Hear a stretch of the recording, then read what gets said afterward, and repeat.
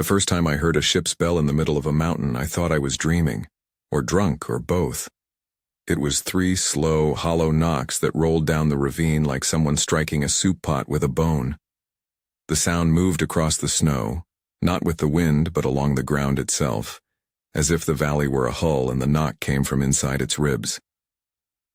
I stood there on the gravel road with a propane can in one hand and Remy at my heels, and I kept thinking, this is a generator. This is a logging truck. This is not a thing that belongs to a coastline. I say that at the top because people tend to want the point up front. Did I see a ship? Did I touch a rope? Did I hear singing or smell seaweed? I have photographs, notes, and a handful of objects pinned to a board in my truck. I have temperatures written down, 2:13 a.m., -8, wind from the northwest. I have the names of cousins and neighbors who pressed their palms to my forearm and told me to be careful, and I have a habit of taking odd jobs whenever the main work dries up. Check a heater, feed someone's generator, swap out a tank. Those are honest jobs in a long winter. What I do not have is a neat answer. I have instead a pile of small wet things that do not belong in the mountains. A scrap of canvas that smells faintly of salt, a pair of barefoot circles in hard-packed snow, boot prints that stop like the person simply stepped off into thin air. When you line those bits up on a map, when you look at dates and times and the places they happen, they start to read like a route. That route looks less like a road and more like a keel cutting the high country, and that's how the whisper started. 38 years, someone said at a diner counter, passing a cup of coffee across the counter, as if this were an old family secret. The ship comes inland. It sails. It leaves a wake. If you like collected weird stories like this, hit subscribe. There's more where this came from. I'd been down that line of work long enough to know that the mountains make you credulous. Cold does that, so does isolation. You hear things that insist on meaning.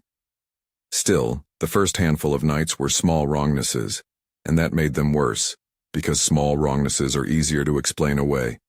A heater clicks and a pipe contracts. A dog storms the thicket and scatters a flock. A photograph fades in the sun. Those are the things I told myself, until they stopped making sense. Vignette 1. The bunkhouse at Hollow Ridge. Hollow Ridge is a thin place for winter. The ridge drops off sheer to a ravine, and the road in there is one lane of chewed gravel with a hairpin that punishes anything that's been on the road a few seasons. I was going in to swap out a battery and restock the bunkhouse propane. This was late January, a clear night, the temperature around 12 below after wind chill. The truck readout said all the usual things. Battery 12.4 V, cell service spotty, none. Mason was the guy who hired me. He owed a favor, or he thought he did. He'd left the bunkhouse unlocked and told me to let myself, feed the dog if it showed up, and don't sleep longer than 2 hours. I like being where things are simple. Remy came when I opened the door, a lean black hound with a white chin. He rubbed his shoulder against my thigh and tracked a half-moon of snow into the bunkhouse, then dropped his nose by the wood stove. The stove was old and dented, but it huffed warmth in the way a tired thing huffs warmth. Slow, mechanical breaths.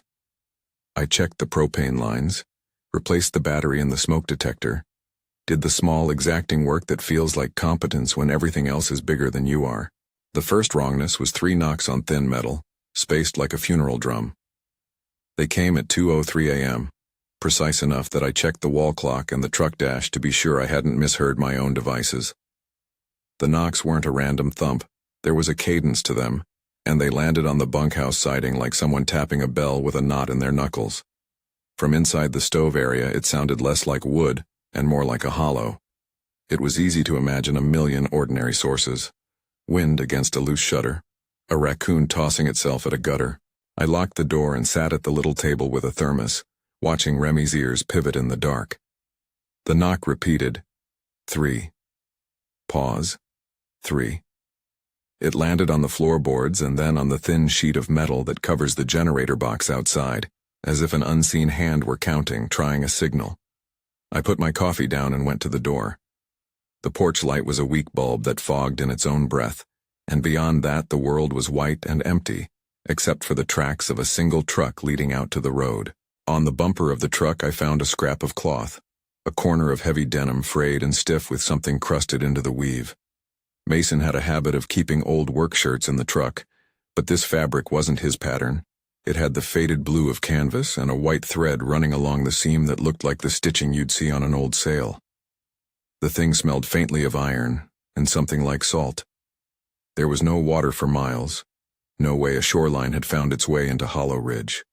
I put the scrap into a clear bag and made a note. 2:15 a.m., scrap of canvas, salt odor detected. Remy nosed my hand and then stiffened, ears forward. He wouldn't go down the path toward the ravine. I went back to the bunkhouse and checked the photos Mason kept in a small accordion folder on the table. A couple of them were work shots, trucks, cut trees, but one was a family picture with a shoreline behind them that I assumed was his brother's vacation. Later, I would find that photograph curled at the edges and have to rub at it because the corner had picked up salt-like granules that tracked into my palm. At the time, I thought it was coincidence. The knots kept coming. 3. Pause. 3. I slept with the stove breathing at my back and woke at dawn to a snow trail that looked like a shallow keel carved into the powder. An arcuate groove that cut a smooth line through the snow as if something heavy had dragged a rounded hull. The groove didn't follow a straight road. It negotiated tree stumps and shallow ditches with a kind of awkward grace, curving where an actual truck would have gone around a stump. There were no footprints alongside it. I traced it with my gloved hand and the snow crunched into ice against my fingers. When I drove out that morning, the groove faded into the gravel, and the road seemed as ordinary as any rural lane. But I still had the scrap in my bag and the memory of the knocks in my teeth like a metallic aftertaste. Vignette 2, the tower check. Towers are honest things. They stand where a human engineer decided signal mattered more than weather. You can climb them, check bolts, grease joints, test lights. They are a job that pays by the hour, and by the number of times you can explain to someone why the coax needs replacing.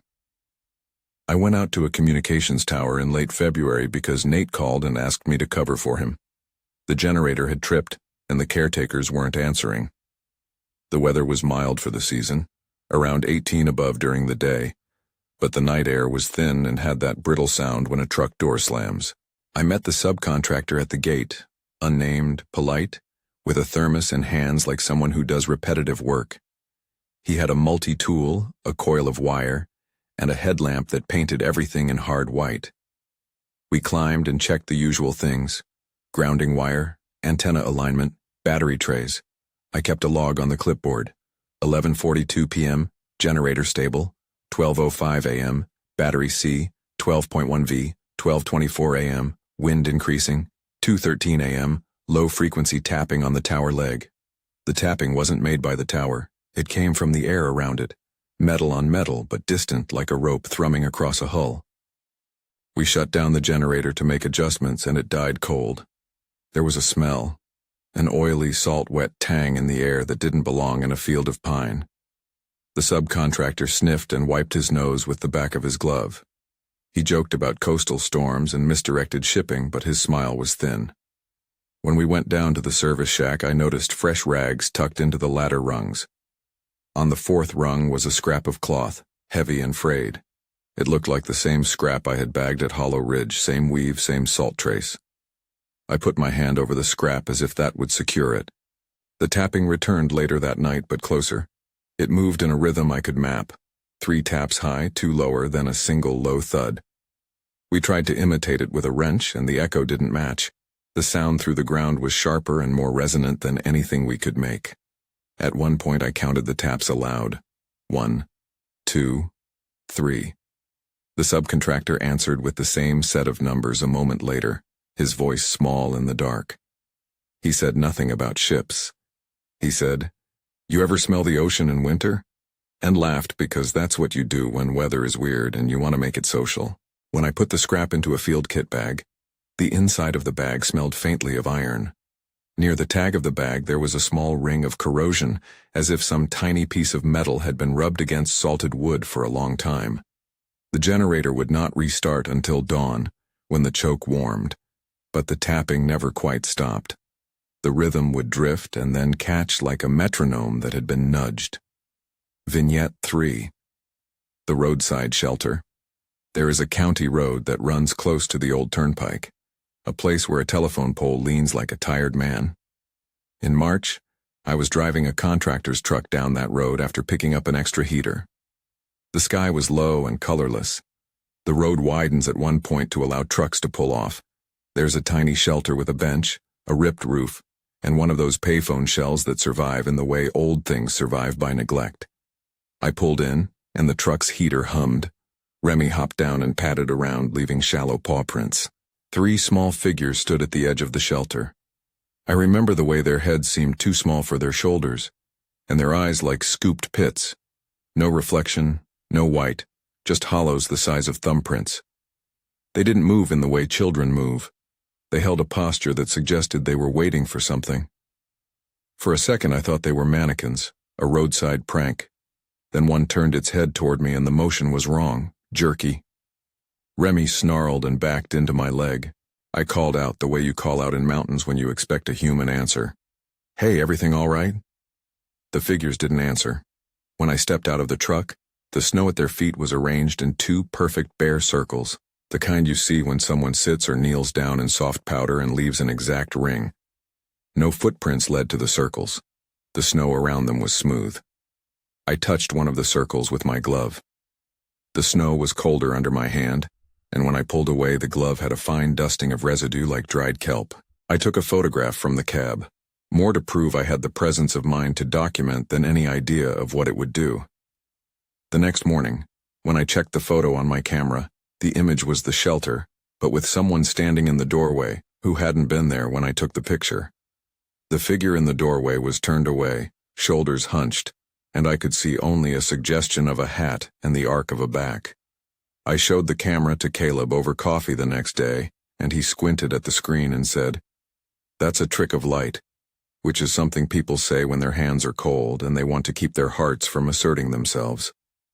There were salt crystals on the camera strap when I unpacked it. I spilled them onto the bench and watched them look like a tiny white shoreline in the curve of my palm. Vignette 4. Under the trailer. Trailers make good houses on cold nights if you like things that are easy to maintain. They have crawl spaces, skirting, and a way of sounding like a drum when wind comes around them. This trailer belonged to Darren's cousin. He asked me to inspect the underfloor because something in the crawl space kept knocking at night. I took a flashlight, a pry bar, and a roll of heavy cloth with me, along with the scrap I'd been carrying for weeks now in a zipped pocket. It was 2:47 a.m. when the first sound under the trailer hit, a dragging scrape that sounded like a keel being scraped over rock. I remember looking at the skirting, which was a sheet of thin metal nailed to wooden posts, and thinking of a boat's bottom being slid across a belled harbor. The sound moved from left to right under the trailer, then back again. I went into the crawl space on my belly, the light in my teeth, and the smell hit me as if someone had opened a jar of brine. It was not a strong smell, it was a suggestion of seaweed, wet wood, iron. I tasted metal at the back of my throat. Under the joists I found a small scrap of the same canvas tucked against a nail head. It had been rubbed thin at one edge.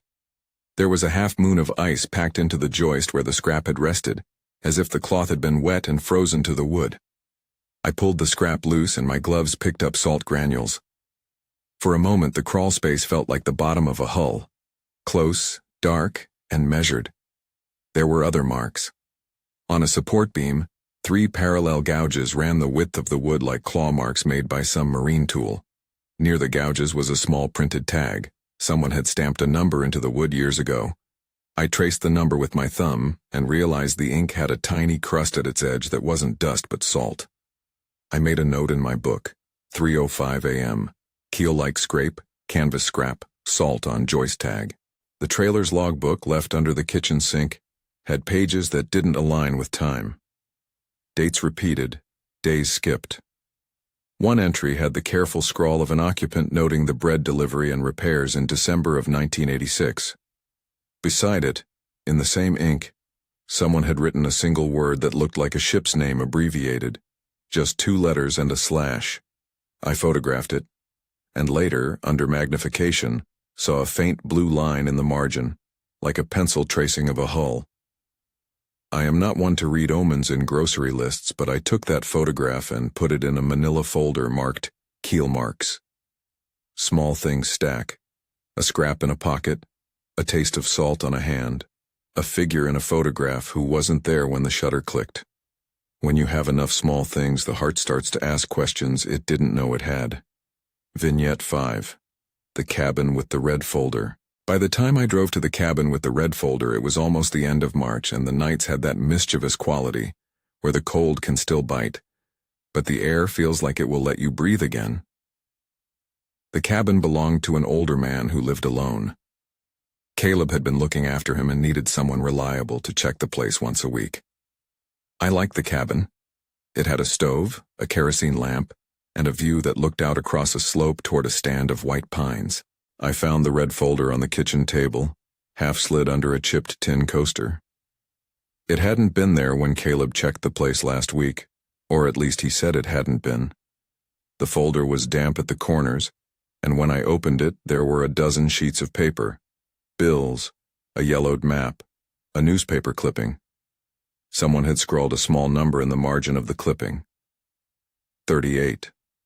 The number must have meant something to the owner, or perhaps it was a way of marking a memory. There were salt smudges along the bottom edge of one page, as if someone had set it down after handling seawater. That night the bunk room grew loud with small sounds. The heater hummed and then chattered like a boat engine at idle. In the morning I discovered the photograph on the mantelpiece had changed. It was a picture of the cabin owner as a younger man, hat in hand, smiling into a camera. But that smile had shifted, slightly off, as if someone had altered the dark on the negative. Where the man had been, now there was a faint line at the shoulder that looked like a strap, like the rim of a capstan or the edge of a hatch. The owner washed his hands and made coffee and did not say anything about the photograph. He told me a story about his father, who'd come through this area in '79 and had left an old tin in the shed. Sometimes things turn up, he said. Sometimes they don't. He was not a man given to metaphor or dramatics. He was practical. He put his hands around the coffee mug like a life preserver. The red folder reappeared on the table 3 nights later, though I had bagged it and placed it in the truck for safekeeping. That morning, when I opened the truck, snow had blown in through a small gap and iced into the seam of the folder. The manila had become translucent with damp, and there was a faint line across the top page, written in a hand that was not mine. A small name, scrawled with a shaky hand, maybe a ship's registry number. I scanned it, and the letters blurred into each other under the layer of melt and salt. The cabin owner's eyes flitted toward the mantelpiece and then away. He put more wood on the stove and did not ask how the folder returned to his table. Vignette 6. The boy by the truck. It was nearly April, and the mountains begin to change in ways you don't notice if you're used to them. Snow becomes blue-gray ice. Crooked drips form along roof lines. Caleb called me about a truck that had been left on the side of a logging road with a shattered headlight and no driver. The owner had said he saw a boy standing by the truck, but when he drove closer, the boy wasn't there. There were only 2 perfect circles in the snow where the boy had been standing, and the snow around them had an oily sheen as if something had pooled and frozen. I took the call at 11:10 p.m. and arrived at the road at 12:02 a.m. The truck was old, and the windshield had a film on it like someone had rubbed it with their hand and then cried salt over it. On the tailgate, there was a small brass fitting, pitted with corrosion, that looked like the throat of a bell. I picked it up and the metal was cold and sticky with salt residue that came away on my glove as a faint gray smear. Inside the truck's cab, on the dashboard, was a child's photograph. 2 boys on a dock, a sun so bright the spray behind them was just white. One of the boys had been edited out, or rather, his face was gone, as if someone had scraped it away. The photograph carried an odor that made the inside of my nose feel full of brine. At the edge of the woods, someone had written numbers in the snow with a stick. 3-3. The last number had been half-formed like the person was interrupted. The cadence matched what I'd been hearing around other sites. 3 beats, pause, 3. When I followed the trail of those partial numbers down the embankment, I found a strip of denim tucked into a cleft between roots. The denim was different, faded, almost sailcloth in its weave. I held it up and thought of the scrap from Hollow Ridge and the ladder at the tower, the shirt of a mariner on a mountain. Vignette 7. The man in the photograph. Because of the folder and because of the way the scrap kept turning up, I started bringing a camera with me more often, and I kept a small bulletin board in the back of my truck. It was a practice of collection. Photographs, scraps, notes, nothing dramatic, purely archival. I pinned the scrap to the board with a rusted nail and photographed it next to the other pieces, and then when I had time later, I spread them on the table and tried to look for patterns. The pattern kept coming back to one thing, a name that never fully formed, a man I had met once in passing, a surveyor who worked in the woods, dropped a photo off at my truck one evening. He had found it in a cabin he'd been marking, a black and white shot, the kind that always feels older than it is. In it, a group of men stand on a deck with the cold wind in their faces. In the background, there is a silhouette on the horizon that looks curiously like a prow. We set the photo under a lamp, and the edges of the image curled as if they'd been in damp for a long while. When I blew on the image, faint granules blew from it like dust and smelled faintly of iron. Later that week, I compared the photograph to the notes in the red folder, and found a scribbled set of initials in the margin. J.R., or possibly I.R. Beside the initials, someone had sketched a small flag. I could not make it out, but the drawing had a loop at the top that suggested a rope or line. On the back of the photograph, someone had written a place, a town none of us traveled near. I traced the letters with my finger until they blurred and felt foolish for trying to connect a scrap of ink to a ship that may not exist at all. By the time I reached the 7th vignette, the nights had acquired a nervous electricity. I noticed details in my own life that had been background before. The way Remy's ears flattened when I picked up the bag with the canvas scrap. How the stove chimed oddly when I started it, a hollow note just under the normal clank. People I talked to, neighbors, cousins, used the same phrasing when they described a sound or a sight. Not a ship, but like a ship. Not sea, but like sea. The language mirrored the phenomena, as if the world were offering metaphors instead of facts. Connecting the points, I began to plot the incidents. Bunkhouse, tower, roadside shelter, the trailer, the cabin, the logging truck, the photograph found on a survey. They were scatterings on the map, yes, but there were faint curves in the snow that threaded them. Each place had at least one of the recurring motifs, the 3-knock cadence, the smell of brine, a piece of canvas with salt, a keel-like drag in snow or earth. The artifacts echoed each other. That same scrap of cloth, or one like it, salt on a photograph, a bell-shaped metal part. The dates on the notes and on some of the old documents in the red folder hinted at a longer timeline. Those numbers, 1979, 1986, 1992, cropped up in margins and in loose journal entries. The 38 that had been scrawled in the folder sat like a stubborn fact. I kept asking myself the simple question every practical man asks when confronted with the unexplainable. What is the most economical explanation? A pipe-making noise could be a loose shutter, a raccoon, pranksters, a string of coincidences. But the scrap kept being the same kind of scrap. The smell kept representing something that belonged to coastal places. The knocks had cadence. Things returned that you had bagged and carried away. Objects altered themselves in ways that suggested wetness and salt. Still, I made a list of natural causes and crossed them off. Wind, rodents, vandals, faulty wiring, cross. I asked around. Farmers shrugged. They assumed I wanted to keep people from worrying.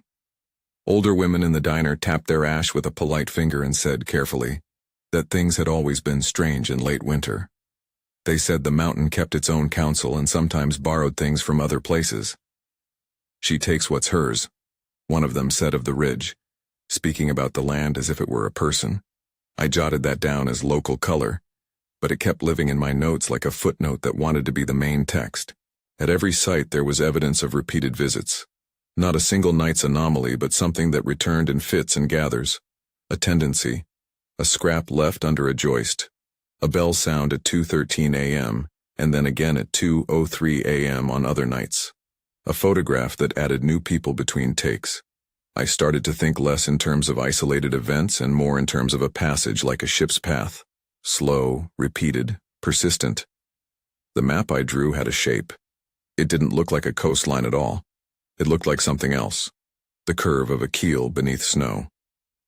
When you stare at a map long enough, you begin to see a pattern because your eye wants to align points into meaning. I know that. Still, there was a rigor to the joining. The timestamps, the scraps, the smells. There was a seam. There is a cadence to the telling of things.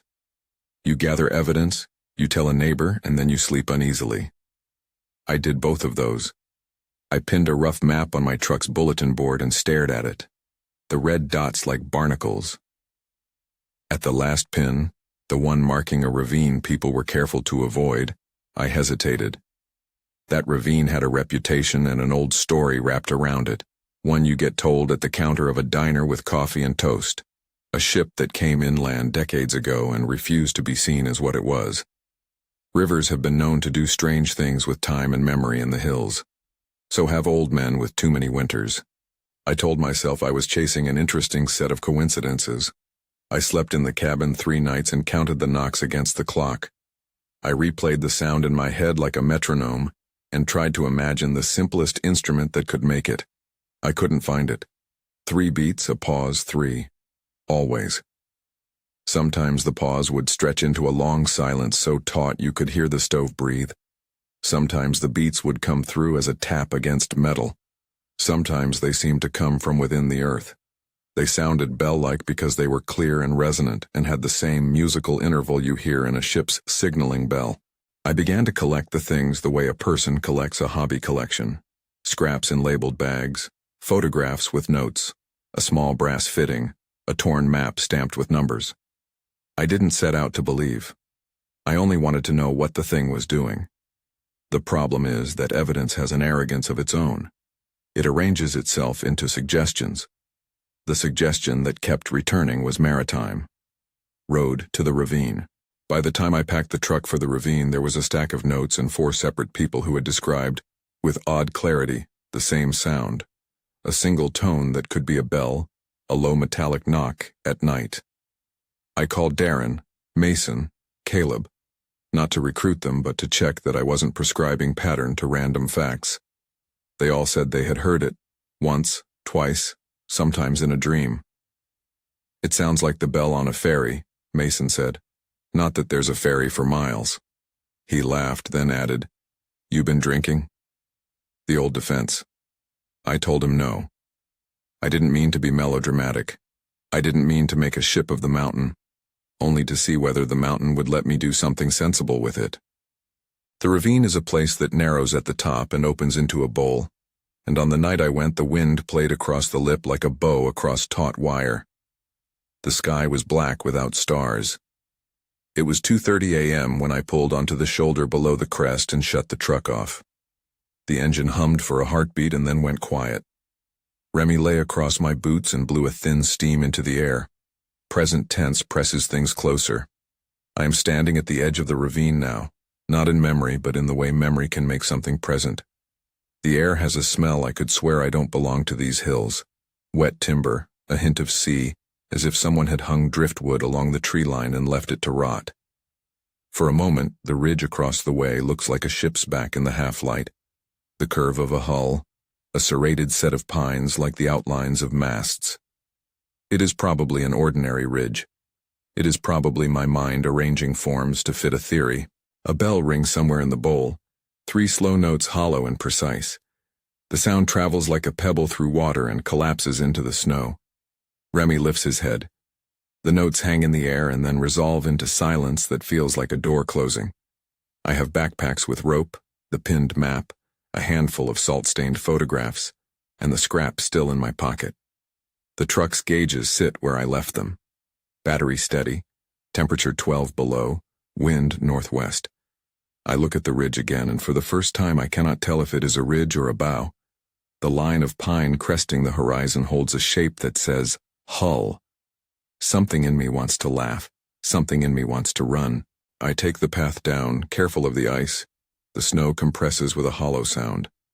The curve of the ravine seems to steer me toward a small swell in the ground, a place where the snow has been scoured into a shallow trough.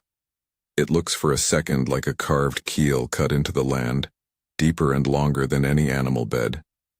It runs from the lip of the ravine down toward a stand of saplings. There is no practical way such a groove formed naturally in the hard-packed snow without some object dragging across it. I lift my head, and the rump of the ridge catches the light from my lamp. The outline sharpens, and for a breath it reads like a cresting hull. My throat tightens.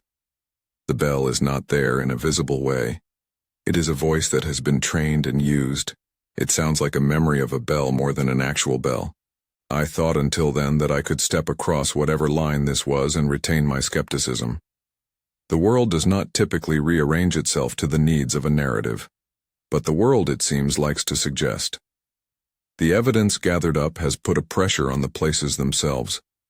A scrap of canvas is a scrap of canvas until it is repeated at the bunkhouse and the tower and the trailer. A knock is a knock until it sounds like a bell in 3 places at 3 different times. A photograph is a photograph until someone finds a figure in the background. There is an odd hush now. The bell's echo has faded to a memory, and everything feels hyped up against the possible. I stand at the lip and look at the curve of the ravine, and the lines on my map converge like tide marks.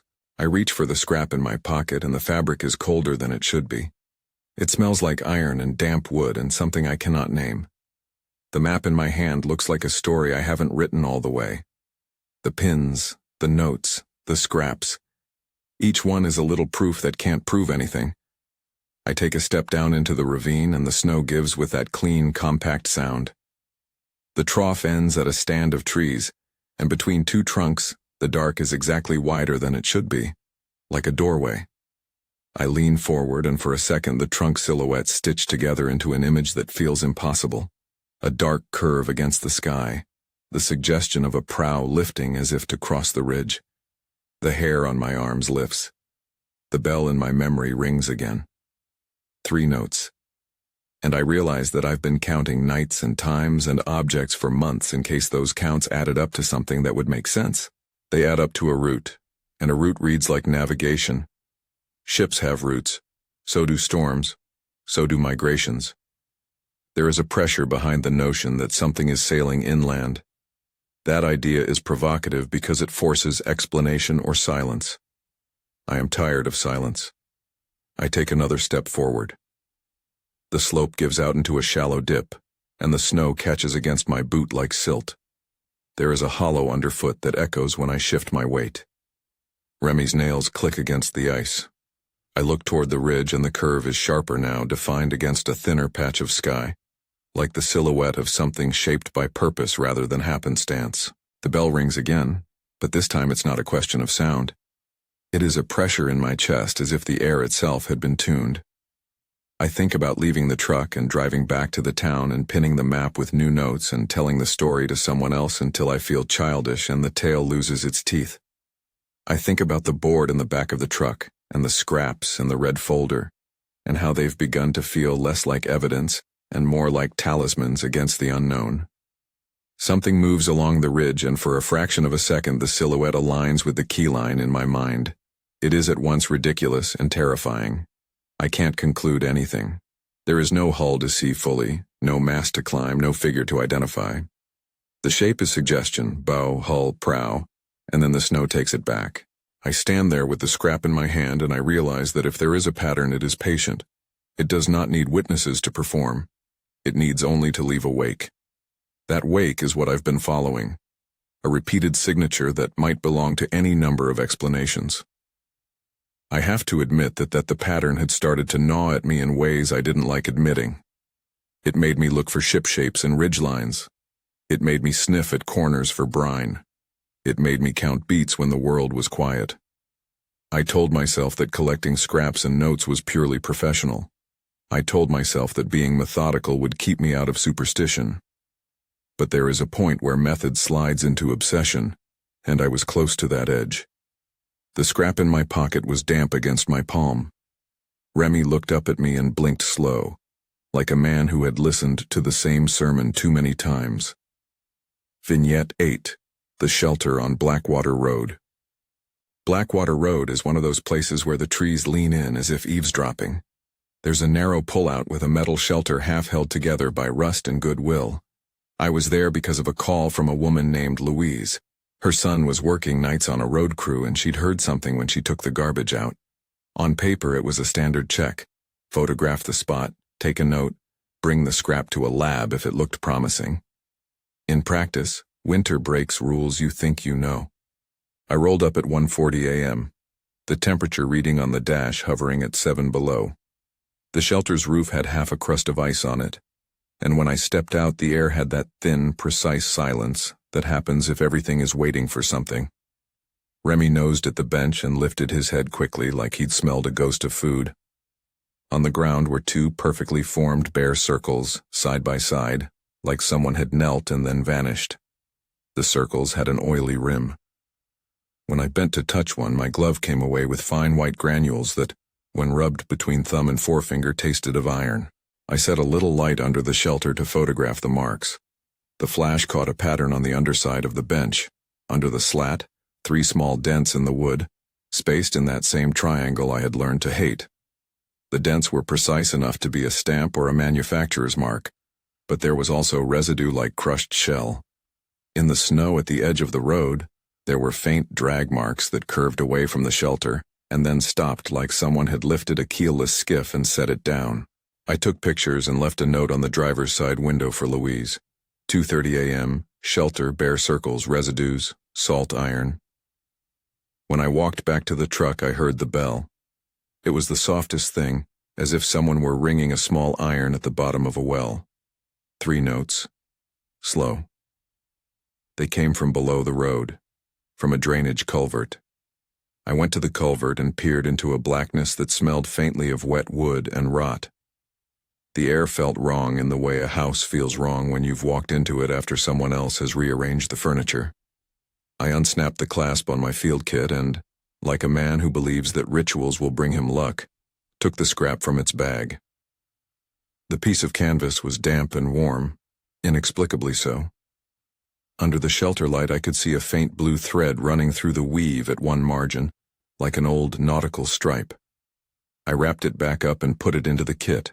I turned to go, and there, on the far side of the road, a child finally moved. It wasn't a child exactly. It was a shape about the size of a child, with shoulders too square, and a head that sat wrong, like a hat placed on a jar. It stood at the tree line and watched. When it stepped forward, the snow around its feet was bare, as if the ground itself refused to take an impression where it stood. Remy bristled and lunged, but the thing didn't run. It tilted its head the way a person does when listening for the last syllable of a word. "Hey!" I shouted, uselessly human. The sound in my voice was thin. It answered with a rhythm, 3 knocks against something unseen, precise and small. The knocks matched the bell exactly. 3 notes, then nothing. The shape stayed at the tree line, and then slid back into the black. I checked my photos afterward, and in one frame, you could see the outline of the trees against a faint light, and just past them, a curve of white that could be a horizon or a hull. I don't like to claim images as evidence because cameras are liars. They favor light and contrast and give us shapes where none exists. Yet the photograph had a shadow in it like a prow slicing the air. I put the camera away and drove back to town with the scrap pressing cold into my thigh. That night I dreamed of running my hands along a keel. I woke with that taste in my mouth again, brine and rust, like an old penny left beside a jar of salt. Vignette 9. The night I saw the hull. If the previous nights were steps, this one was a shove. The notes and scraps had landed me at a specific place, an old logging spur that runs up toward the ridge I had been staring at for months. The spur dead ends at a small bowl of pines and a narrow ravine that people avoid in bad weather, because the runoff turns the road into a sheet of ice. Mason met me at the turn with a thermos of coffee and a face that betrayed both curiosity and worry. He brought Caleb too, because the more eyes, the less you fear your own imagination. It was March, but felt like winter had forgotten its calendar. The wind was the kind that carries voices across a field and rearranges their sound into something else.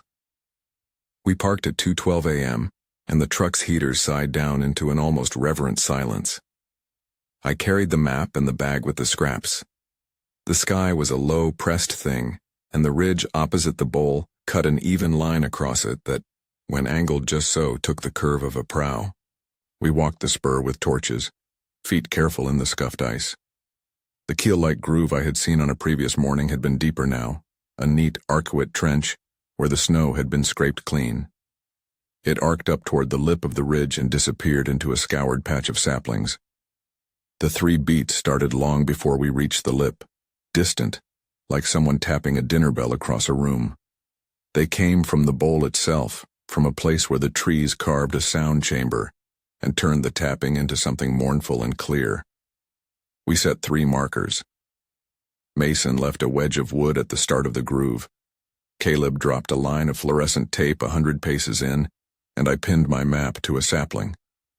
We moved slowly, circular, the way you do when you are close to something you want to see, but fear approaching because seeing it will make it real. As we crested the lip, the shape presented itself to us in a way I can still taste. It was not a ship you could walk up to. It was a silhouette, a negative space against the sky that every branch and knuckle of the ridge favored.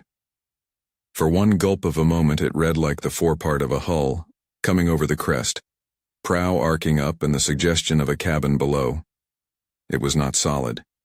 It held the light like a screen holds a projection. You could not get close to it. As we stepped forward, the air seemed to thicken. Remy put his paws against my knee and tried to sit with the confidence of a creature that knows what small things are natural and what are not. The bell rang, 3 notes closer now, hollow and final. The sound didn't move like a thing in air. It moved like a signature across the land, a stitched line that ran parallel to the groove in the snow. That was when the world folded odd.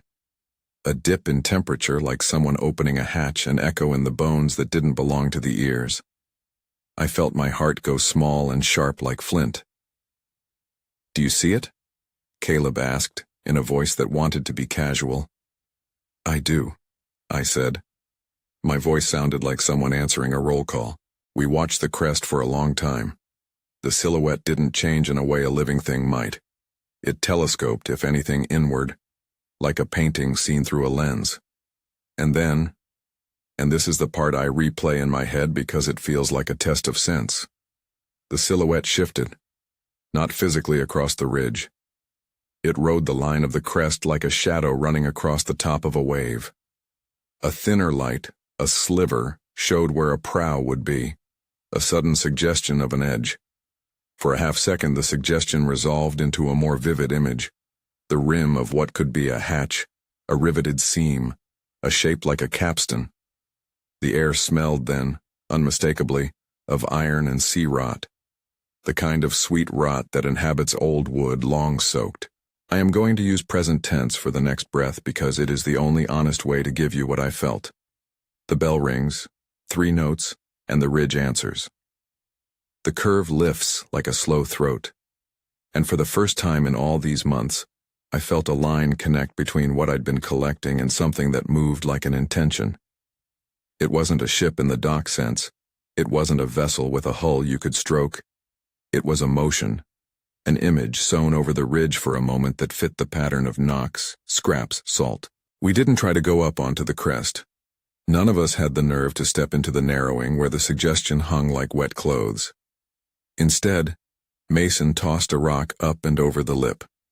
It made a small bright sound on the far side, and when it didn't return, we listened as if waiting for the rock's reply. The bell repeated once, duller, and the silhouette dissolved back into a ridge like any other. We were left with the groove and the scrape and the line on the snow and the 3 beat lingering in our ears. That night, after we left and the trucks coughed and settled and we pulled the plastic wrap off donuts and laughed to make our voices ordinary, Caleb and Mason both said something I've heard before in different words. "It's like the mountain borrows the sea sometimes." We all pretended that was explanation enough. The scrap in my pocket had grown colder and seemed to have lost a few threads at one edge, as if something rubbed against it. After that night I stopped pretending I didn't believe anything. The map had a spine now. The numbers in the red folder, That stubborn 38 started to feel less like a mark and more like a span. Investigation, paper trails, and registry marks. You cannot build a theory on feeling. I know this. So I turned to things with ink and edge. Town records, old survey notes, an archive of newspapers from the county seat. What I found were more suggestions than proofs. Entries that clicked into the pattern like small shells falling into a net. There was a short item in a 1981 paper about a traveling carnival's barge that had burned in a river downstate and had been dismantled and sold off in bits. The write-up was a paragraph, perfunctory, and mentioned that pieces of the hull had been shipped inland to a scrapyard. Someone had pulled the clipping and left it in a scrapyard ledger with a neat note. Moved 79. In an estate inventory from 1992, there was an item, metal piece, unknown origin, listed with a price and the initials JR. I traced those initials back to a man who had lived in the area in the 70s and who had been a deckhand on something that ran up the coast before he settled inland. When I called his son, he sighed and said the father had always liked the sea even though he'd lived his life in the hills. He kept driftwood, the son said it made the place smell right. He sounded amused and slightly embarrassed, as if people ought not to have found the idea romantic. The red folder produced its own grudging confessions. Under the bills and the clipping and the yellowed map, someone had tucked a small, official-looking sheet, a registration stub for a vessel. It was torn and water-stained, and the name had been smudged as if by salt. The number at the bottom was clear enough to be frustrating, a sequence tied to an old registry office that had since closed. The number didn't map neatly to any single known vessel, but it linked via a web of documents to a set of coastal shipments in the late 70s and a marine contractor who had worked salvaging. It was not a smoking gun. It was a line of freight and names and transfers that ended in an unhelpful phrase, materials sold to private parties. I took the brass fitting I had found on a truck dashboard to a metalworker named Frank, who knows old ship hardware the way some men in the county know tractors. He held it up to the light and tapped it and said, "That's a throat more than likely. Part of a signaling device, could be from a bell assembly, could be from a block. Looks like it spent time salt side." When I asked how long the corrosion would take to look like that, he shrugged. "Depends," he said. "Could be decades, could be years if left in the right stew." The letters and ledger marks hint at movement, the way materials cross boundaries and then in people's hands become something else. That was consistent with what I had been finding. Scraps reappearing in different parcels, salt on a photograph, a bell sound in a bowl at 2:13 a.m. The thing that worried me was that the timeline suggested recurrence.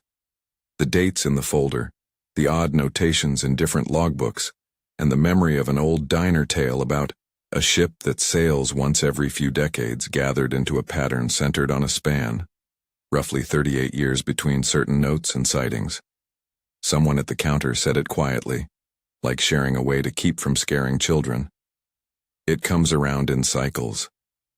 I presented what I had to a woman in the county records office who was less amused than I expected. She pulled out a set of survey markers that had been filed in 79, with a note that a load of scrap metal had been hauled inland from the river after an accident. It was a dry human transaction. Material moved, sold, spread. No specters involved. Still, the material's residue, rust, salt, barnacle grit, followed those shipments inland in physical ways. The idea that ships leave pieces of themselves behind is banal. Ships are made of things that outlast the voyage. But these pieces did not get to be only things. They started to behave like messages.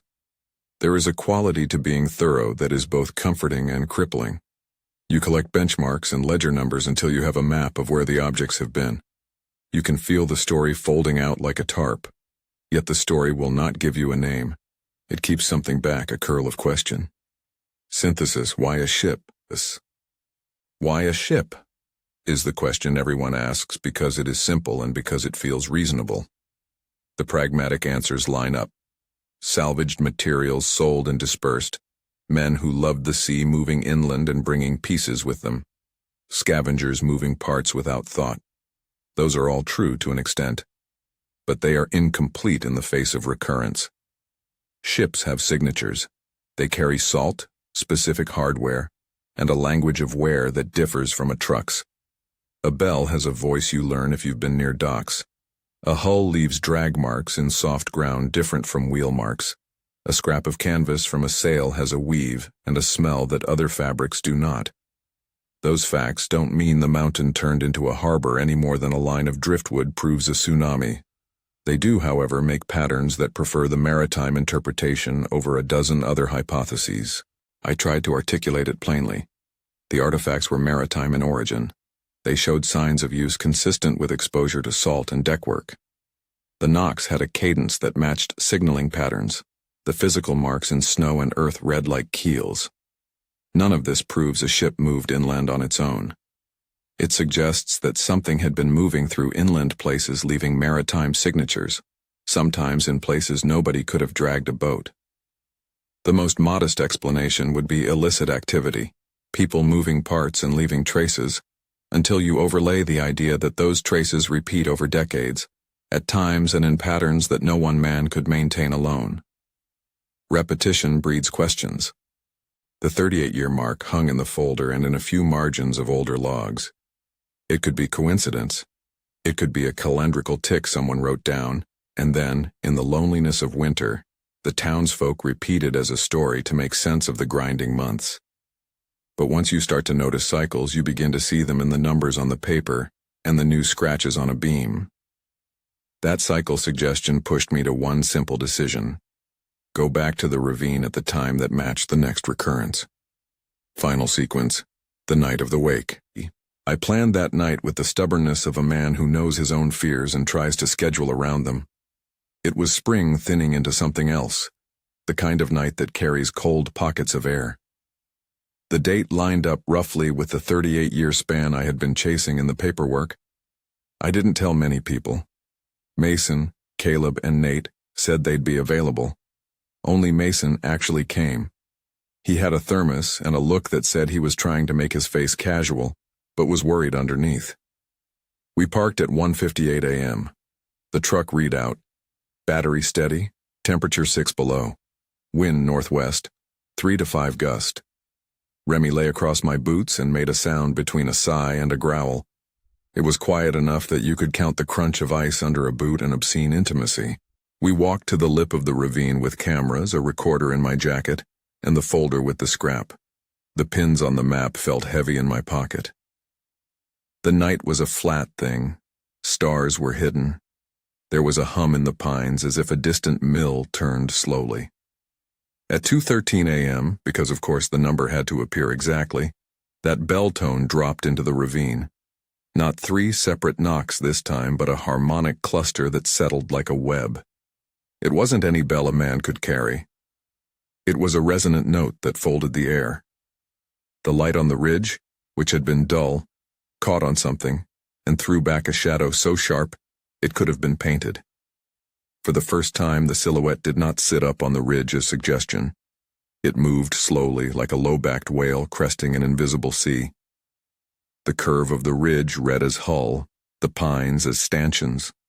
For a breath, I felt the animal, the thing's presence, as if it were a body that had become a topography. Remy shifted and licked at the back of my hand. Mason whispered, "What the hell is that?" As if asking would change reality.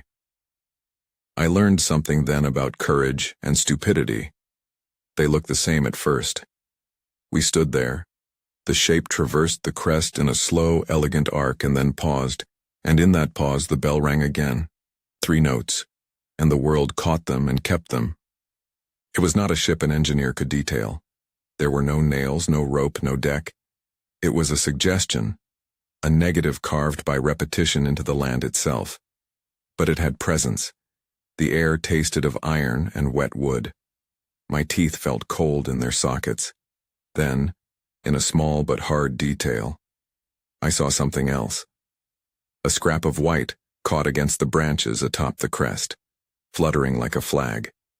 The scrap matched the weave of the canvas I'd been carrying for months. I hadn't known until that moment that seeing the same cloth in place would be like seeing a signature on a banknote. irrefutable in the way signatures are not. I took a step forward, and the ground under me sank a little as if responding. The bell struck once more, and the sound moved laterally across the ridge. In that movement there was a sense of root and a sense of attention. It was as if whatever left the scraps and the note and the bell was aware of being observed and then chose to withdraw its detail. The silhouette folded into the ridge, the bell's notes reduced to echoes, and when I turned to look at Mason, his face had collapsed in a set of lines I couldn't read. We left the ravine in silence. No one made jokes to break the tension. The truck's heaters hummed like things relieved. Epilogue. A closed folder and an open question. Weeks later, I pinned the last photograph to the board in the back of the truck. It was the image I had taken on that night. A ridge, the shape like a hull, and on the crest, a white scrap caught in the barest of catches. I labeled it with the date and the time. I put the brass fitting in a small box, the scrap in a thicker bag with a paper tag, and the red folder in a manila file with a cardboard divider. I wrote a short memo summarizing the artifacts, what I found in the archives, and the interviews with local men who'd lived long enough to call a silhouette like a ship without sounding idiotic. I closed the file. I did not file it away like a solved problem because it is not solved. It is a dossier. Dossiers are for collecting. They are for telling other people, so the burden of unease is shared. I left a note for Mason to keep an eye on the ravine. I told Caleb to bring his camera back next winter and to write anything odd down in a bound notebook, rather than a loose scrap of paper. We did not plan another expedition, because confident men do not crave the climatic moment under a crest unless they have to. Life resumed its ordinary smallness. There were calls about broken heaters and frozen pipes, and a cousin wanted help swapping out a water pump. I still take odd jobs because that's what keeps my hands honest. Remy sleeps in the truck when nights are long and eats without fuss. Once in a while I find myself listening for the bell. Sometimes I hear it in a tinny way when someone drops a pan. Sometimes I hear it in the wind and realize my ear has been trained to expect a cadence where none exists. The things I collected are consistent. The scrap is still the scrap. The salt is still in the weave where it lives like a fossil. The photograph from the ridge bears the white tuft pinned in place by a branch. The red folder still has that number 38 underlined. The brass fitting has a throat worn in the way of things that have been used to shape sound. When you place those items together side by side, lay them on a map, and thread them across the years, you get a spine of suggestion. To call it a ghost ship is to give it a form it may not deserve. To call it a pattern is accurate but somehow less terrifying. If you ask me what I believe, I will hedge and be honest. I believe in patterns. I believe in material residue, and in how human hands carry objects with memory attached. I believe the mountain borrows shapes, borrows textures, borrows sounds, and sometimes returns them amplified. I do not believe in any tidy metaphysics to wrap around what I've found. I only know the evidence leans toward a thing that behaves like a ship, if only in the way it leaves tide marks and calls with a bell cadence and drags a keel-shaped groove through the snow. The last line in my notebook reads like a half prayer and half invoice. If it sails, it does so quietly. If it's a memory, it's persistent. I pinned that note by the photo of the ridge. I closed the folder with a feeling that is not closure but a kind of inventory. The board in the back of my truck looks like a map of a life spent on small things. People who come by see the pinned scraps and ask less and say more than they intend. They read the artifacts as curiosity. Some nod, some make jokes. One old woman at the diner, a stranger, touched the edge of the map and said, "Keep it safe. The mountain will be jealous if you don't." The ship, if there is a ship, has sailed at least once in my time here. Whether it will come again in another 38 years, I cannot say. I only know that things leave traces and traces accrete meaning when enough people notice them. I do not aim to frighten you. I do not aim to convince you. I am offering a ledger of what I found and what it made me think. If you've seen anything like this, or if you have a theory about what sails across our ridgelines in the deep parts of winter, leave it in the comments. I pin new notes to the board sometimes, and when the weather turns cold, I listen for the bell.